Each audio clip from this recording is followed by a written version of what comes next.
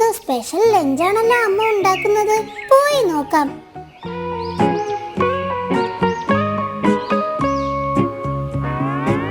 Good morning mummy. Good morning. Hi, നല്ല മണമുണ്ടല്ലോ അമ്മേ. ഇതെന്താ? ഇതാണ് മോൾക്ക് വേണ്ടി അന്ന് മുത്തശ്ശി ഉണ്ടാക്കി തരാൻ പറഞ്ഞു തന്ന സ്പെഷ്യൽ ബ്രെഡ് സാൻഡ്വിച്ച്. ഹായ്, ഇന്ന് ബ്രേക്ക്ഫാസ്റ്റിന് കഴിക്കാനുള്ളതാണോ അമ്മേ? അല്ലല്ല, ഇത് മോൾക്ക് ഉച്ചയ്ക്ക് ലഞ്ചിന് കഴിക്കാനുള്ളതാ. Hi, thank you mummy.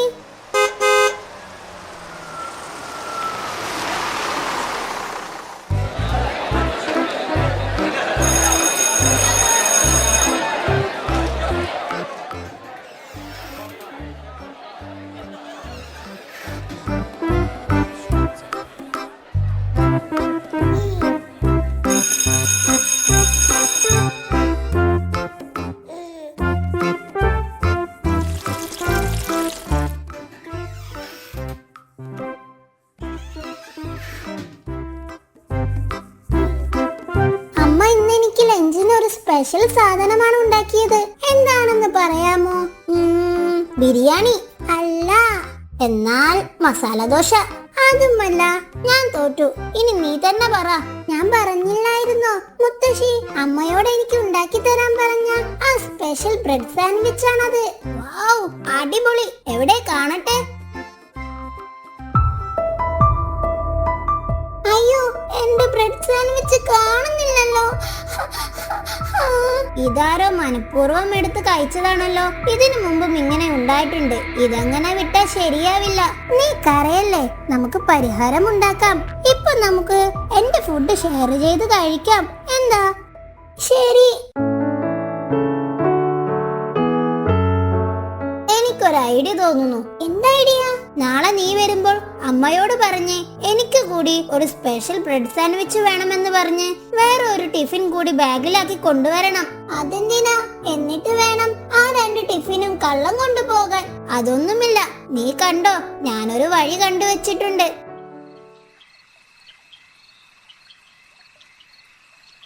അമ്മേ, നാളെ അലക്സിനും അമ്മയുടെ സ്പെഷ്യൽ ബ്രെഡ് സാൻഡ്വിച്ച് വേണമെന്ന് പറഞ്ഞിട്ടുണ്ട്. അതിനെന്താ, അമ്മ നാളെ ഉണ്ടാക്കി തരാലോ. ഇപ്പൊ മോൾ കിടന്നോ. Good night.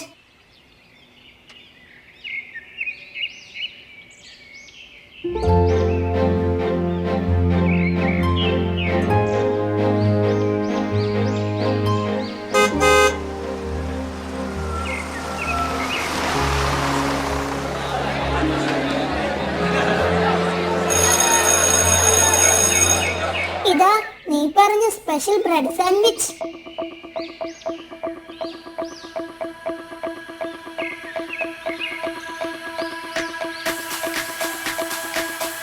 ഇനി നീ ഇത് നിന്റെ ഷെൽഫിൽ കൊണ്ടുപോയി വെക്ക്. നമുക്ക് കള്ളനെ പിടിക്കാം. Super idea.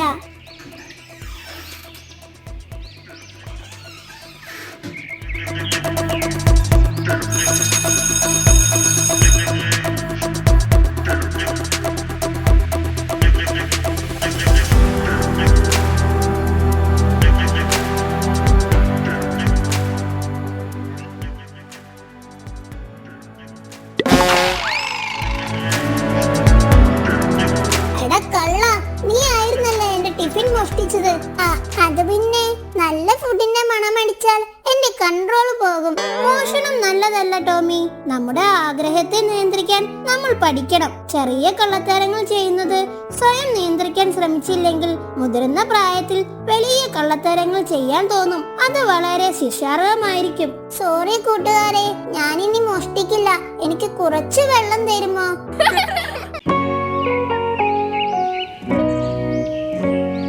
ടോമിയുടെ സ്വഭാവം കണ്ട് എനിക്ക് പേടിയാവുന്നു. എന്താ? എന്തു പറ്റി? ഒരു അനുസരണയില്ല. എന്തെങ്കിലും പറഞ്ഞാലോ? നോ എന്നല്ലാതെ വേറെ ഒന്നും പറയാനില്ല. കളി മാത്രമായിട്ടുണ്ട് ചിന്ത. നോ, എനിക്ക് കുളിക്കണ്ട. നോ, ഞാൻ തരില്ല. എനിക്ക് ഗെയിം കളിക്കണം. നോ, എനിക്ക് വേണ്ട. ആദ്യം ഭക്ഷണത്തോട് മാത്രമായിരുന്നു നോ. ഇപ്പോ അങ്ങനെയല്ല, എല്ലാത്തിനോടും നോ എന്നായിട്ടുണ്ട്. എന്താ ചെയ്യാ? അവൻ കൊച്ചു കുട്ടിയല്ലേ, ശരിയായിക്കോളും. നിങ്ങളാണ് ഇവനെ ഇങ്ങനെ ഓമനിച്ച് വഷളാക്കുന്നത്. അടുത്ത മാസം ഇവന് 6 വയസ്സാകാൻ പോവുകയാ. അറിയോ നിങ്ങൾക്ക്? നമുക്ക് അലക്സിന്റെ മുത്തച്ഛനോടൊന്ന് സംസാരിക്കാം. പുള്ളിക്കാരൻ പണ്ടത്തെ റിട്ടയർഡ് അധ്യാപകനല്ലേ. എന്നാ വൈകിപ്പിക്കണ്ട, നിങ്ങൾ ഇപ്പം തന്നെ വിളിച്ചൊന്ന് സംസാരിക്കും.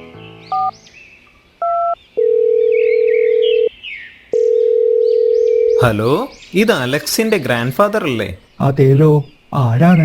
ഞാൻ ടോമിയുടെ ഫാദറാണ്. ആ, പറയൂ, എന്തൊക്കെയുണ്ട് വിശേഷങ്ങൾ? സുഖമല്ലേ? ഞാൻ ഒരു സീരിയസ് മാറ്റർ സംസാരിക്കാനാണ് വിളിച്ചത്. എന്താണ്? എന്തു പറ്റി? അറിയാലോ, ടോമിയുടെ കാര്യം തന്നെ. അവന് കുറച്ച് കുസൃതി കൂടുതലാണ്. ഇപ്പോൾ തീരെ അനുസരണമില്ല, എന്തിനും നോ മാത്രം. നാളെ രാവിലെ അവനെയും കൊണ്ട് വീട്ടിലേക്ക് വരും. നമുക്ക് നേരിട്ട് സംസാരിക്കാം. എനിക്ക് അവനെ ഒന്ന് കാണണം. ഓക്കെ, നാളെ വരാം.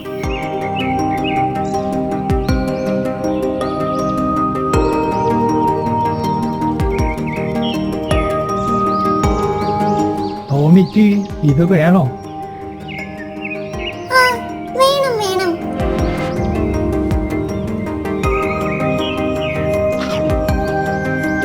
ടോമി, വാ, നമുക്കൊന്ന് നടന്നിട്ട് വരാം. ഓക്കേ.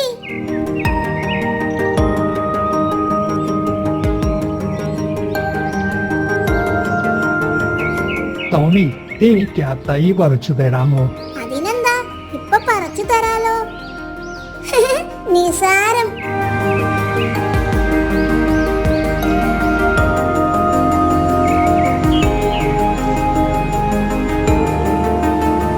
ടോമി, എനിക്ക് ആ ചെടി പറിച്ചു തരാമോ?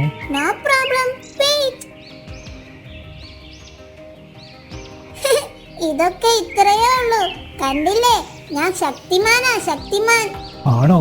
എന്നാൽ ആ കാണുന്ന മരമൊന്ന് പറിച്ചേ. Wow, this is very big tree. I can പറിക്കലു. ഒന്ന് ശ്രമിച്ചു നോക്ക്.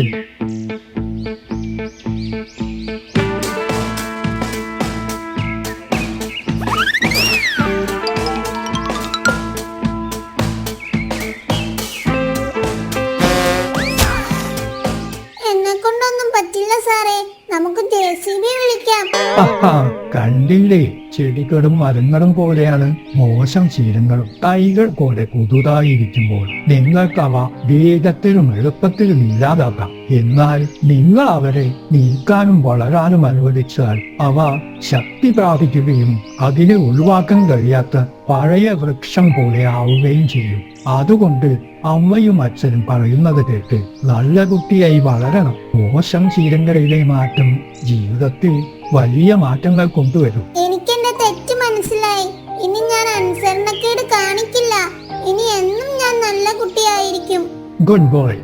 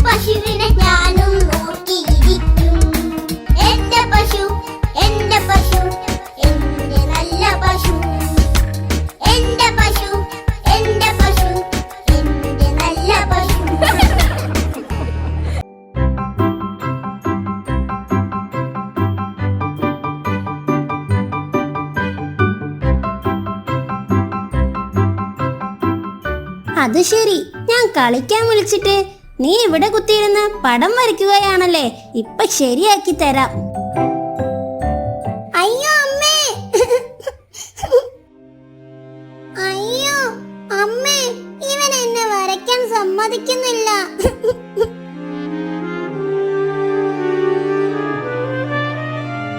മോനെ ഇവിടെ വന്നേ, അവൾ വരയ്ക്കുകയല്ലേ, അതെന്തിനാ എടുത്തുകൊണ്ട് പോയത്? ഞാൻ കളിക്കാൻ വിളിച്ചിട്ട് അവള് വന്നില്ല, അതാ ഞാൻ തട്ടിപ്പറിച്ചോടിയത്. ആ പോട്ടെ, ഇനി അതും പറഞ്ഞ് തല്ലു കൂടണ്ട രണ്ടാളും. എവിടെ മോള് വരച്ചത് മുത്തശ്ശി കണ്ടില്ലല്ലോ, നോക്കട്ടെ.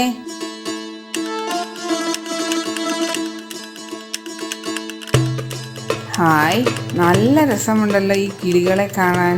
എന്നാൽ മുത്തശ്ശി ഇന്ന് 2 കിളികളുടെ കഥ പറഞ്ഞു തരാം. പണ്ടൊരു കാട്ടിൽ 2 കിളികൾ താമസിച്ചിരുന്നു. ദിവസങ്ങളായി പെൺകുരുവി അടയിരിക്കുകയായിരുന്നു. 5 മുട്ടകളുണ്ട്. അത് വിരിഞ്ഞാൽ അവർക്ക് 5 മക്കളുണ്ടാകും. ആദ്യമായി തങ്ങൾ മാതാപിതാക്കളാവാൻ പോകുന്നതിന്റെ സന്തോഷത്തിലായിരുന്നു ആ കിളികൾ.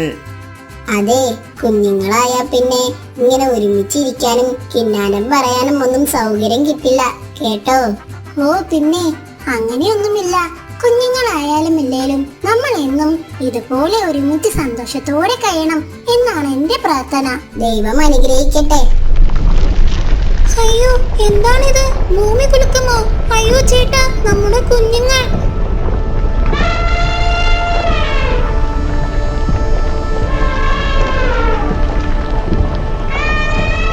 ആനക്കുട്ട, ദയവ് ചെയ്ത് ഞങ്ങളെ ഉപദ്രവിക്കല്ലേ. ഞങ്ങളുടെ മുട്ടകൾ താഴെ വീണുടഞ്ഞു പോകും.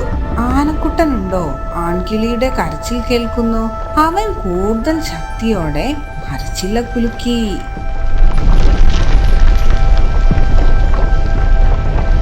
നിന്നെ ഞാൻ വെറുതെ വിടില്ലടാ ദുഷ്ട. ഇത്തിരി പോന്ന നീ എന്നെ എന്തു ചെയ്യാനാണ്? നിനക്ക് ചെയ്യാൻ പറ്റുന്നത് നീ ചെയ്, ഞാൻ ആ പുഴക്കരയിൽ കാണും. ഇതും പറഞ്ഞ ആന അവിടെ നിന്നും നടന്നുപോയി.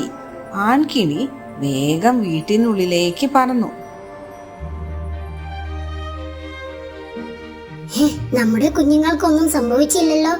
ഇല്ല, ഞാൻ അവരെ ചേർത്ത് പിടിച്ചിരുന്നു. ഹാവൂ, ദൈവം രക്ഷിച്ചു. എന്തായാലും ആ ആനയെ ഇനി അങ്ങനെ വിട്ടുകൂടാ. അവനെ ഒരു പാഠം പഠിപ്പിക്കണം. അവനിനി ഇതുപോലെ ആരെയും ഉപദ്രവിക്കാൻ പാടില്ല. ഇതെല്ലാം കണ്ടുകൊണ്ട് തൊട്ടടുത്ത മരത്തിൽ കൂടുകൂട്ടിയ ഒരണ്ണാൻ അവിടേക്ക് വന്നു.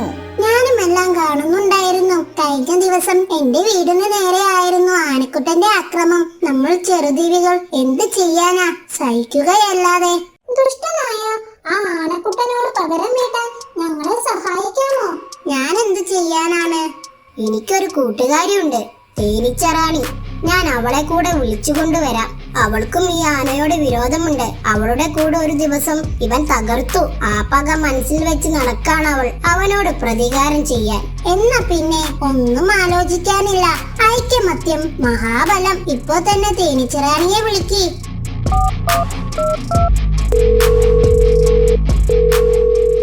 ആൺകിളി നടന്ന കാര്യങ്ങൾ തേനീച്ചറാണിയോട് പറഞ്ഞു. ഞാനിതാ ഇപ്പൊ തന്നെ വരാം. ഇതാണ് ഞാൻ പറഞ്ഞ തേനീച്ചറാണി. നമസ്കാരം. അറിഞ്ഞില്ലേ, നിന്റെ കൂട് തകർത്ത ആ മതയാന ഇവരുടെ ഈ കൂടും തകർക്കാൻ നോക്കി. ഇനിയും അവനെ ഇങ്ങനെ വെച്ച് പൊറപ്പിച്ചൂടാ. ശരിയാണ്, ഈ ചിന്ത കുറച്ചു നാളായി എന്റെ ഉറക്കം കെടുത്തിയിട്ടുണ്ട്. എനിക്കൊരു ചങ്ങാതിയുണ്ട്, അറിയാലോ, തവളച്ചേട്ടൻ. അറിയാം, പുഴക്കരയിൽ താമസിക്കുന്ന മാക്രിക്കാരനല്ലേ? അതെ, ആ ആള് തന്നെ. നമ്മുടെ ദുഃഖം ഞാൻ വരുന്ന വഴിക്ക് തവളച്ചേട്ടനോടും പറഞ്ഞു. അങ്ങേരെ ഒരു വഴി കണ്ടുവച്ചിട്ടുണ്ട്. എന്തു വഴി? കാണാൻ പോകുന്ന പൂരം പറഞ്ഞറിയിക്കണോ? നമുക്ക് തവളച്ചേട്ടനെ ഒന്ന് പോയി കാണാം. ഇപ്പോൾ പറ്റുമെങ്കിൽ ഇപ്പോൾ തന്നെ. ഓക്കെ, നമുക്ക് ഇപ്പോൾ തന്നെ പോകാം.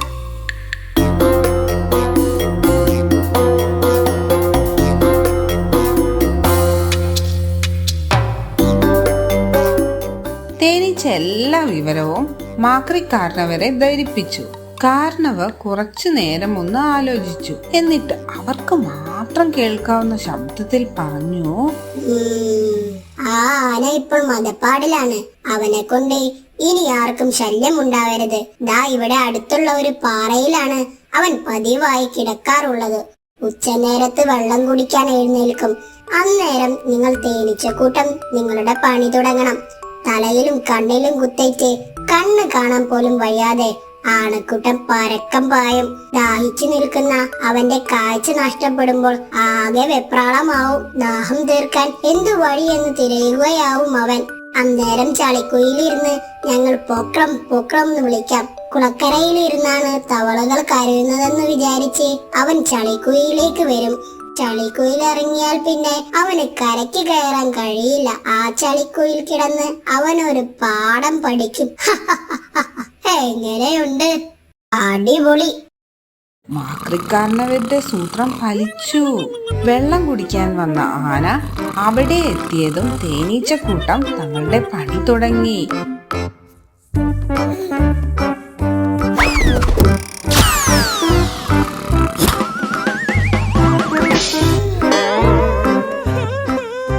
അപ്പോഴാണ് ദൂരെ തവളച്ചേട്ടന്റെ കരച്ചിൽ കേട്ടത്.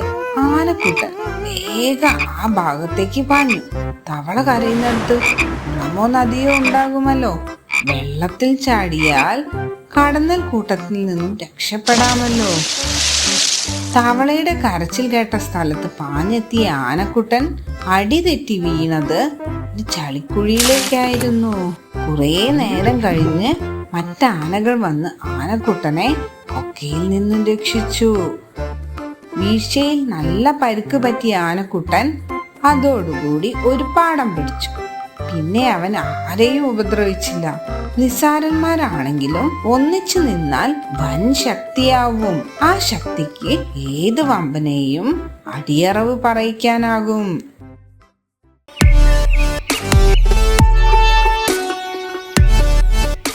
ഒരു ദിവസം രാജാവും മന്ത്രിയും കൂടി പൂന്തോട്ടത്തിലിരുന്ന് സല്ലപിക്കുകയായിരുന്നു. നമ്മുടെ രാജ്യം ലോക പ്രശസ്തി ആർജിക്കണം. അതിന് നാം ഒരു വഴി കണ്ടുവച്ചിട്ടുണ്ട്. എന്താണ് പ്രഭു?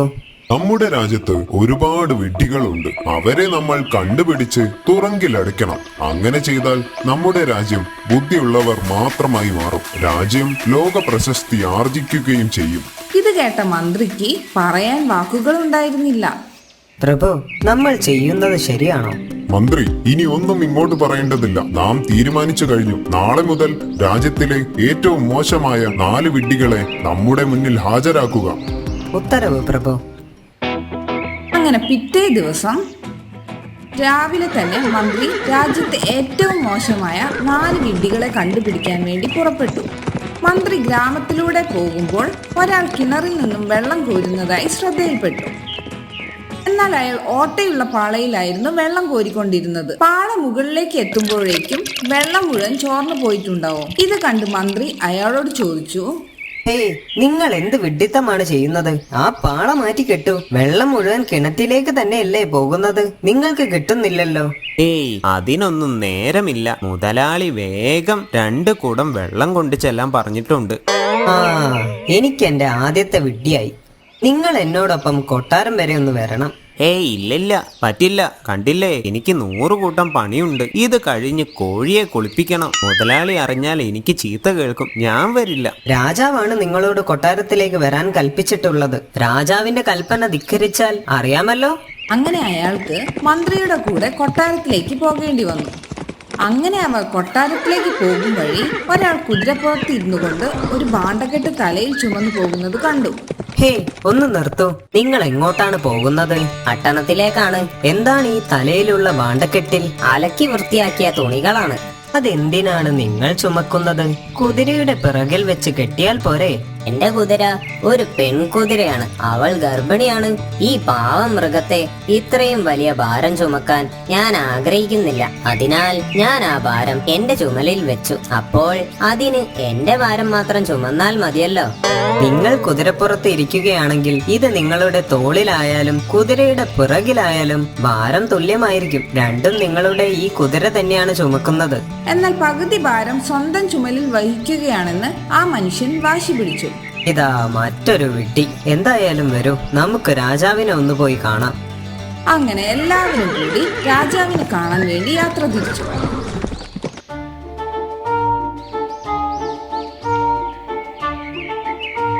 വിഡ്ഢികളെ രണ്ടുപേരെയും മന്ത്രി രാജാവിന് മുന്നിൽ ഹാജരാക്കി.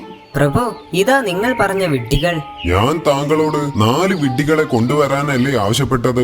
എവിടെ ബാക്കി 2 4 വിഡ്ഢികളിൽ 2 പേര് ഇവിടെ തന്നെ ഉണ്ട് പ്രഭു. ഇവിടെയോ? എവിടെ? നാം കാണുന്നില്ലല്ലോ. അറിയുന്നത് കൊണ്ടൊന്നും തോന്നരുത് പ്രഭു. 3-ാമത്തെ വിഡ്ഢി താങ്കൾ തന്നെയാണ് രാജാവേ. വിഡ്ഢികളെ കാണാൻ ഒരു വിഡ്ഢിക്കല്ലാതെ വേറെ ആർക്കാണ് താല്പര്യമുണ്ടാവുക? ഒരു ജ്ഞാനിയായ ചക്രവർത്തി തന്റെ സാമ്രാജ്യത്തിൽ ജ്ഞാനികളുണ്ടോ എന്ന് വേണം ആദ്യം അറിയാൻ. പിന്നെ ഞാൻ 4-ാമത്തെ വിഡ്ഢിയാണ്. ഞാൻ നിങ്ങളുടെ വിഡ്ഢിത്തമായ കൽപ്പനകൾ കേൾക്കുകയും അവ നടപ്പിലാക്കാൻ സമയം പാഴാക്കുകയും ചെയ്യുന്നു. ഒരു വിഡ്ഢി മാത്രമേ വിഡ്ഢിയുടെ കൽപ്പനകൾ അനുസരിക്കുകയുള്ളൂ. അത് എന്നെ 4-ാമത്തെ വിഡ്ഢിയാക്കുന്നു. ഇത് കേട്ട് രാജാവ് ചിരിച്ചു. രാജാവിന്റെ വിഡ്ഢിത്തമോർത്ത് രാജാവ് പശ്ചാത്തപിച്ചു. അങ്ങനെ മന്ത്രിയുടെ ബുദ്ധി വീണ്ടും തിളങ്ങി.